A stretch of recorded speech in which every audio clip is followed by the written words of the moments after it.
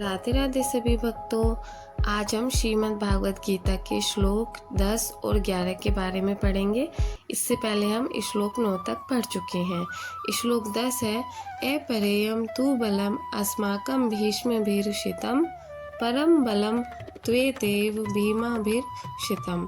इस श्लोक का अर्थ है, हमारी सेना जो भीष्म पितामह द्वारा रक्षित है वह पर्याप्त नहीं लगती, जबकि तुम्हारी सेना भीम द्वारा सुरक्षित है और बहुत शक्तिशाली प्रतीत होती है। इसी श्लोक में कौरवों की ओर से दुर्योधन यह स्वीकार करता है कि यद्यपि उनकी सेना बहुत बड़ी है, फिर भी वह उतनी प्रभावशाली नहीं है, क्योंकि पांडवों की सेना में भीम जैसे पराक्रमी योद्धा हैं।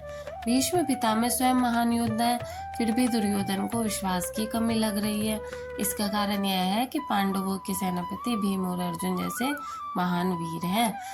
श्लोक 11, अयनेषु च सर्वेषु यथा भागम अवस्थिताः भीष्ममेवाभिरक्षन्तु भवन्तः सर्वेभिः। इस श्लोक का अर्थ है, हे कुरुवंशियों, आप सब अपने अपने मोर्चों पर व्यवस्थित रहकर भीष्म पितामह की ओर से रक्षा करें।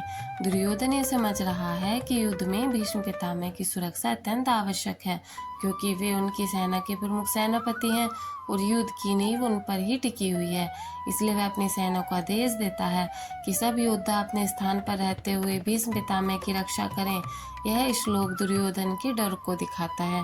उससे पता चलता है कि उसका डर है कि भीष्म को कुछ ना हो जाए, क्योंकि भीष्म का जीवित रहना बहुत जरूरी है, क्योंकि भीष्म के जीवन ही उनके लिए जीत की कुंजी है।